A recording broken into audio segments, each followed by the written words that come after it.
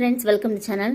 கார்த்திகை தீபம் சீரியலில் கார்த்திக் வந்துட்டு தீபாவை கொல்லுறதுக்கு ரவுடியை அனுப்புனது யாருன்றத கண்டுபிடிச்சாரு. பயங்கர பரபரப்பாக போயிட்டு இருக்கு. என்ன நடக்குதுன்னா, ரம்யா வந்துட்டு கார்த்தியை நான் போய் கார்த்தியை காதலிப்பேன், கார்த்தி ஒரு லேபர் அப்படின்னு சொல்லி ஆனந்தையும் அருணையும் பேசி பிளேம் பண்ணி அனுப்பிடுறாங்க.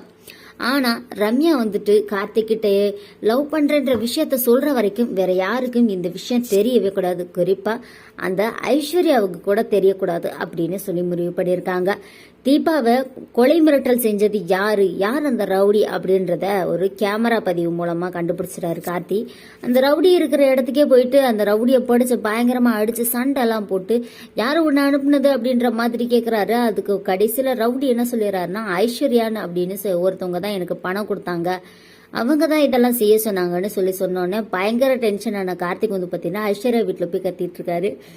ஐஸ்வர்யா வந்து பாத்தீங்கன்னா, என்ன கார்த்தி, நான் போய் இப்படியெல்லாம் செய்வேனா, நான் எதுக்காக தீபாவை கொல்லணும்னு இருக்கணும், தீபாவை கொல்றதுனால எனக்கு என்ன ஆக போகுது, நீங்க யாரோ சொன்னாங்கன்றதுக்காக என்கிட்ட வந்து சண்டை போடுறீங்க கார்த்தி, இது ரொம்ப தப்பா இருக்கு அப்படின்னு சொல்லி ஐஸ்வர்யா பேசிட்டு இருக்காங்க. உண்மையிலே தீபாவை கொல்றதுக்கு யார் அனுப்புனாங்க அப்படின்னா அது நம்ம ரம்யா தான் அனுப்பிப்பாங்க. ரம்யாவோட பிளான் என்ன அப்படின்னு பாத்தீங்கன்னா, கார்த்திக் கிட்ட காதலை சொல்ற வரைக்கும் யாருக்குமே எந்த விஷயமே தெரியக்கூடாது. அது நல்லதா இருந்தாலும் சரி கெட்டதா இருந்தாலும் சரி யாருக்குமே தெரியாம பாத்துக்கிட்டாதான் கண்டிப்பா வந்துட்டு நம்ம நினைச்ச மாதிரி எல்லாமே நடக்கணும் தான் ஆனதுகிட்டையும் அருணுகிட்டையும் வந்து பாத்தீங்கன்னா பொய் சொல்லியிருப்பாங்க.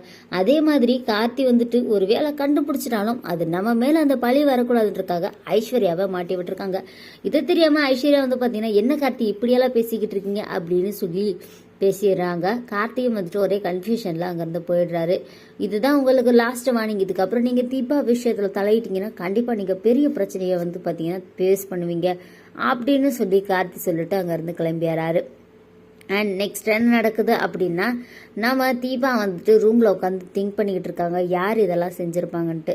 இன்னொரு பக்கம் ரம்யா வந்துட்டு நம்ம கார்த்திகோட மனசுல இடம் பிடிக்கிறதுக்கு என்ன செய்யலாம், பேசாம கார்த்திக்கு ப்ரொமோஷன் கொடுத்துடலாமா அப்படின்னு சொல்லி யோசிச்சுட்டு இருக்காங்க.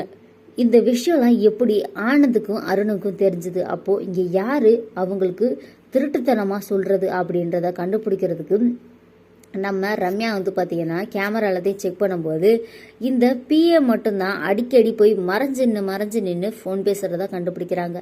யார்கிட்ட பேசிட்டு இருக்கீங்க அப்படின்னு சொல்லி அவரை கூப்பிட்டு கேட்கும்போது அவரு, நான் யார்கிட்ட மேடம் பேச போறேன் அப்படின்னு சொல்லி கேட்கறாங்க. பொய் சொல்லாதீங்க அப்படின்னு சொல்லி அவரை பலார்னு ஒரு அரைஞ்சிடறாங்க. இன்னொரு தடவை இங்க இருந்து தகவல் ஆனந்துக்கும் அருணுக்கும் போச்சுன்னா உனக்கு இங்க வேலையே கிடையாது, உன்னை வேலையை விட்டு தூக்கிடுவேன்னு சொல்லி சொல்றாங்க. சம்மட்டஸ்டா போயிட்டு இருக்கு கார்த்திகை தீபம் சீரியல். இந்த வீடியோ உங்களுக்கு பிடிச்சிருந்தா லைக் பண்ணுங்க, ஷேர் பண்ணுங்க. தேங்க்ஸ் ஃபார் வாட்சிங்.